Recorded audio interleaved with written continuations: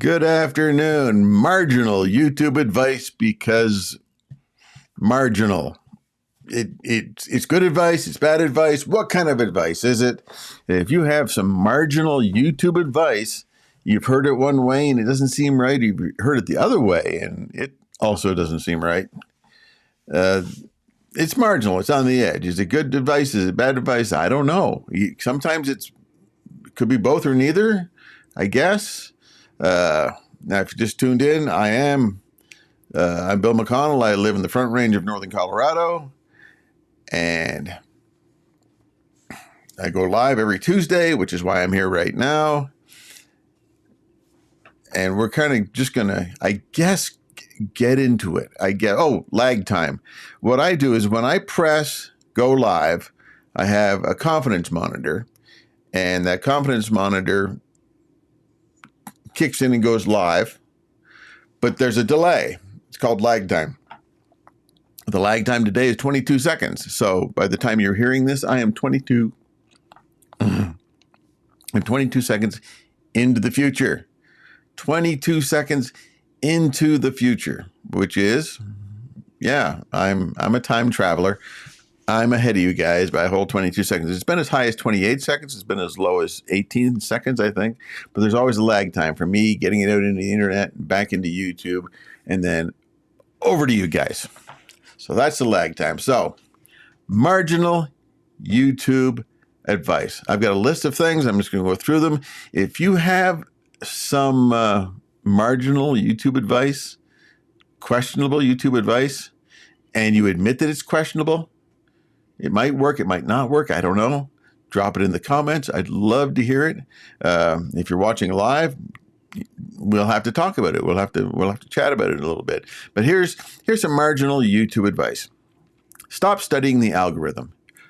Are we tired of listening? Oh, what about the algorithm? The algorithm is against me. The algorithm is on my side. Oh my goodness. Really? Really? Now, why is this considered marginal advice? Well, there's an entire industry that sells algorithm secrets. It sells them. And now I'm telling people to stop buying into that.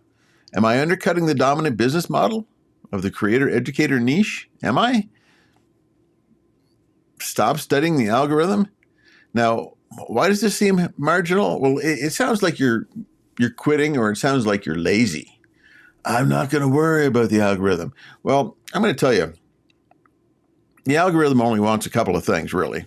Regardless of what the algorithm is in detail, in general, it wants people to come onto YouTube, watch a video, and then watch another video. That's it.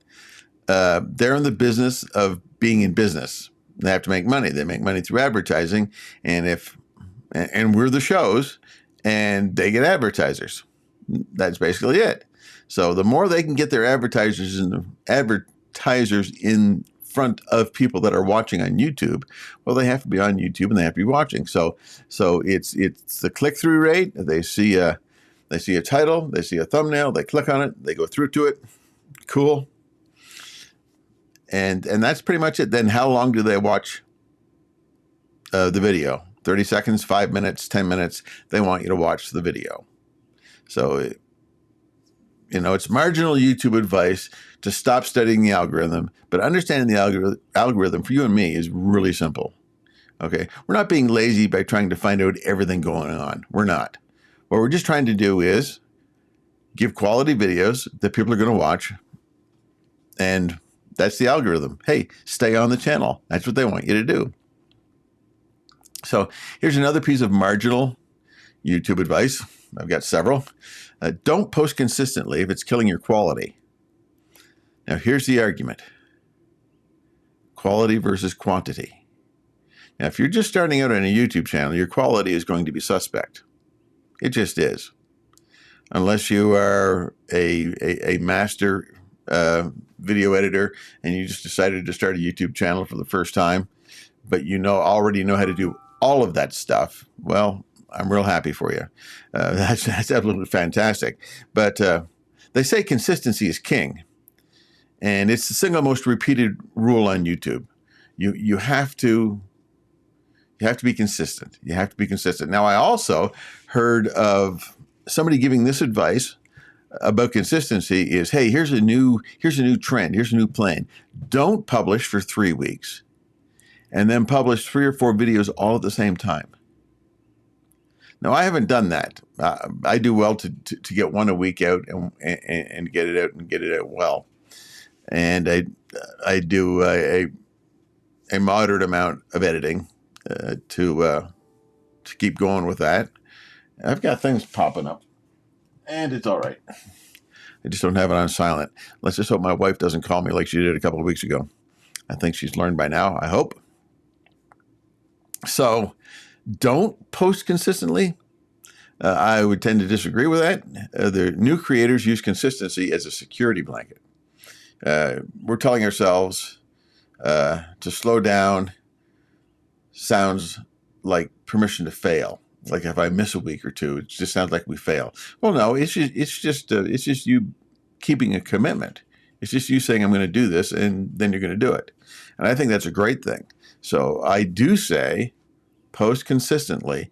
And yeah, the videos might not be the greatest on the front end, but the more you do it, the better you get. We might run into that again. Here's another thing. Some people say that you need to pick a niche and stick with it. And I've kind of done that. On this channel, I've kind of stuck to one thing, is start now, share what you can, or share what you know. Share what you know. Help others. That's my whole thing. And it all has to do with YouTube. Now, there are some that say, hey, pick 5 lanes. They're all going in the same direction, but pick 5 lanes and then see what hits with people. And then if you've got 5 lanes going down and you put 5 videos for each of the 5 lanes, that's 25 videos. But one of those sets of videos gets next to nothing. We'll drop that lane, and now you're down to 4 lanes, and eventually 3, and eventually 2. And then you're saying, well, this is the niche that really resonates the most. And that might be a good idea, and it might not be a good idea. I mean, you're not gonna go on a YouTube channel and start it and talk about car repair and talk about YouTube niches and talk about mittens with kittens. Personal favorite of mine, mittens with kittens, and then niche down until you finally realize that everybody in the world wants to find out about mittens with kittens with mittens. But you get the idea. Some people say, and this is marginal advice, don't niche down too fast. Well, I would say pick a niche and then narrow that niche down a little bit, if you would. If you want to say, okay, my niche is kittens, and people like kittens, but maybe they're more interested in kittens that have cold paws, and what can we do about those cold paws? And we can have mittens with kittens. I don't know. Now it sounds like if you say don't niche down too fast, it sounds like you're giving people permission to be unfocused and scatterbrained, and they're trying to find attention. But discipline lovers will push back hard, which says, no, you need to pick your lane and stay in your lane, bro. You need to stay in your lane. And so it's marginal advice to don't niche down too fast, but I would pick a niche, even if it's a general one, but pick something to start with and then see what lands, and then niche down a little bit further over time. That's how that one would work. Now, another one is ignore your subscriber count early. Well, subscribers are the trophy everyone chases and displays. You're calling the scoreboard meaningless. Now, my daughter played soccer in junior high, which is as far as she got, junior high, and they kept score, but it was really sad because some of the games they didn't even finish because there's a 10-goal rule. If you get up by 10 goals, Yeah, that's the end of it. So telling yourself, it's not about subscribers. It's about helping people. And I agree with that. It is about helping people. But I would tell you not to ignore the subscriber count entirely. It's kind of a payoff. Hey, I did a video and I got 3 subscribers this past week over this video. And that's a good thing. That's a good start. And so saying the numbers aren't important, no. To say they're everything, also no, because if you go too far the other way and all you do is put stuff up to try and grab subscribers, then you're kind of missing the point of why you started a YouTube channel in the first place. So that's why that's a little on the edge with regard to marginal advice. Here's some other marginal advice. Your first 20 videos are supposed to be bad. So you should post them and then hide them. Okay. Now, if we were to hide every bad video, really, I would be hiding a lot of my videos, because here's the thing. I might think they're terrible. You might think they're great. But I'm the one that gets to hide them.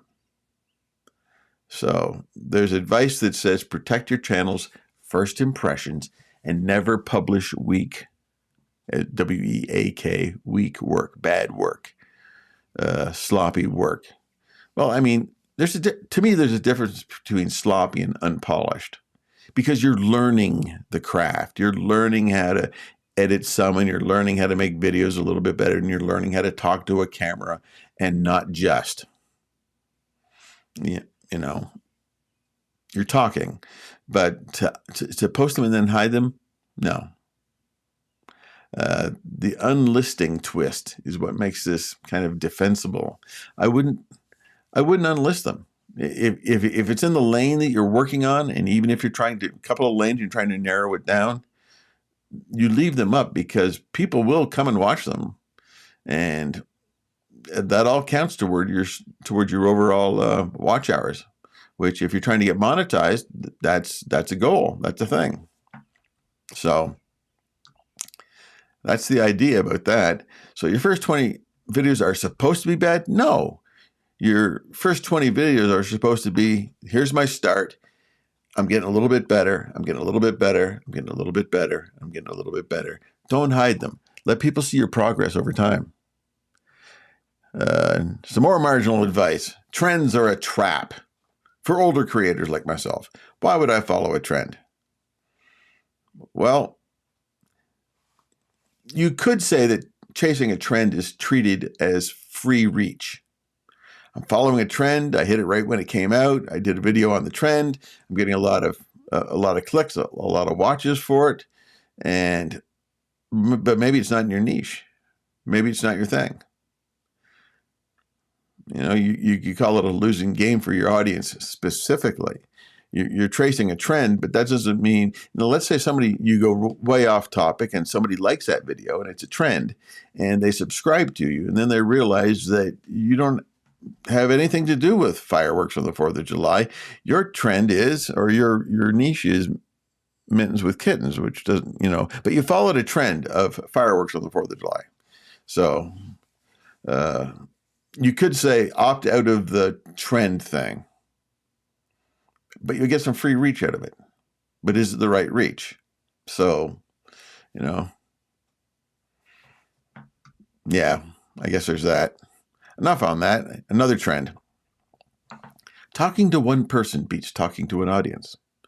Now, when I'm looking into the camera right now, which I am, I believe that I'm talking to an audience, because this is live, and I know that there could be more than one person watching. There could be 3 people, 20 people, 50 people. Right now, there's not that many. So I get the idea of talking to one person. You sit down, you talk to one person. I've mentioned before that I watch a few guys, and then the one guy makes you just feel like you're sitting in a living room with him and he's talking to you, which I absolutely love. He just sits down, he talks to one person. And I feel great about that. But then there's others that do videos, and they feel like they've got they either have a massive audience or they will have a massive audience, and they talk to the massive audience. And so I guess it's a mindset. The easiest thing to do, in my opinion, is just to say, I'm going to talk to one person. I'm just going to sit down with one person, talk to the one person. And that just kind of relieves the mindset, as it were. And the whole thing is a mindset. Because right now I'm sitting in a room all alone. There's nobody in the house. Nobody's here. And I know for a fact that I'm talking to a camera. And it's a live feed. So I know that there could be 20 people watching, or I know that there could be none. And to me, it doesn't matter. I'm just going to go on with it anyway. Just go on with it anyway. I used to be be local church ministry, and I used to preach upon occasion. I was never really a senior pastor that spoke several times every week, but I did get to speak on regular occasions. And so I'm used to talking to, or I was used to, because a while ago, but I'm used to talking to a room full of people, or a room half full of people, depending upon which church I was in at the time, or a room full of a few people. And that's another story. But that's the idea. It's marginal advice. Some people do better talking to an entire crowd, and other people do better talking to just one person. And it's a mindset. Choose your mindset. Know what works for you, and then talk that way. Now, here's some that are a little less marginal, but it's stuff that we hear. You don't need better gear. You need a better message. Now, I totally agree with this. You've already got good gear because you have a phone, and the phone is, and my phone is just dinging up to date right beside me right here. I didn't put it on silence or focus or anything, but I should have. But it just jumped in at just the right time. You don't need better gear. Now, a gear upgrade is good. One of the first upgrades you're going to want to do with your gear, other than just using your phone, is getting a microphone that hooks into your phone. So I have one from Hollyland. The Hollyland Lark 2 comes in a little pouch like this. And that's the thing. When you look at my videos, I've got a little dot on my shirt somewhere, usually right around here. And that's the microphone, and it's hooked into my phone. The primary thing is people will listen to YouTube while they're doing something else. They might not be watching, but they'll listen because they're interested in the message. They're interested in the topic. And if they can't hear you that well, they're just going to go on to the next video. They just are. So the only thing, or the first thing I would say is, yes, you need to have a decent microphone, especially if you're outside and there's competing sounds or wind. And having a good microphone, a lapel mic, a wireless thing hooked up to your phone out there is just great. And whenever I'm not in the office, I'm just creating video on my phone. That's it, just on my phone. And then and I have that mic, and that's it. So if you're going to do something, do that. But you don't need the better gear. You don't need a DSLR. You don't need all of this stuff. Gear acquisition syndrome. That's GAS, G-A-S, gear acquisition syndrome. Try and avoid that. Don't spend money needlessly. The only thing you may need is if you listen to your video and they don't sound great, then maybe a microphone is in order. Here's one. Quitting a video mid-edit is a skill, not a failure. Really? Now, if you make a video and it absolutely sucks, part of you says, I got to finish what I start. I'm going to edit this thing to death until it gets really, really decent. But you can't save a really bad piece of video or footage, as you know. The universal advice is finish what you start. If you're going to start something, finish it. I get it. But guess what? I can finish what I start by starting over. I can take that one idea and say, okay, this idea doesn't work. I'm going to go over it. I'm just going to start over and do it again. Now, you're not quitting, and it's not a failure. It's just you starting over because you're going to bomb at things. Okay? And you're thinking, well, I've lost all that time, and maybe there was a cost involved. I lost time. I lost money. I hope you're not spending money creating videos. It depends upon what the video is. but that is the idea. Quitting a video mid-edit is a skill? No, that's just coming to a point where you're saying, you know what? There's no way I can save this footage. I better just shoot it again. And I usually do that on the front end. I realize I do a video on and a portion of a video, and I say, man, that's just bad. I'm going to start it again. I know somebody else who that I follow who puts bloopers at the end, and the bloopers are usually him trying to start the video, and then he doesn't like it, and then he tries to start it again and doesn't like it. But it's all one running edit. He's just trying to get the wording out just the right way, and he just doesn't like it. And he knows to stop. Let me try it again.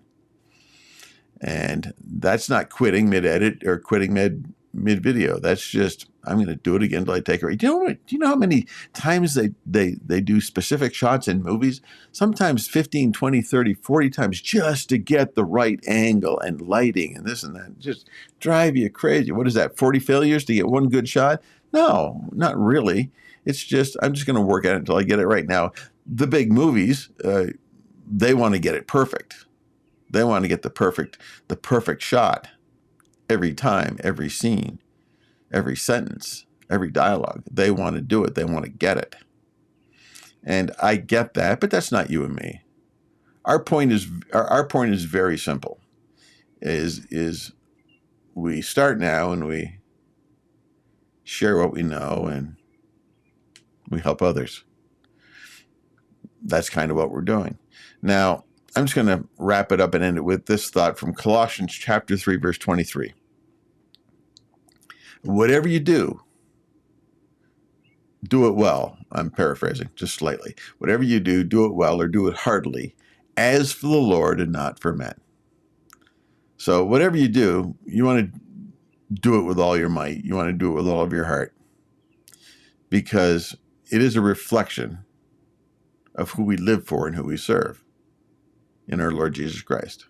We don't do it for men. We don't do it for the clicks, although the clicks are nice. We don't do it for the subs, although the subs are nice. We don't do it to get monetized, although being monetized is nice. I get it. But in the long run, we want to do the best we can because we want to honor God with how we're doing it. And that's how I'm going to end this. If you have some marginal YouTube advice, drop a comment, and I'll be sure to answer it just as soon as I get it. I usually answer within 24 hours of me noticing it, and I try to notice on a regular basis. Other than that, if we haven't met, my name's Bill. I'm in the Front Range of northern Colorado. I look west and see the mountains, and I love it every time I do. Other than that, thank you very much. Have a great afternoon.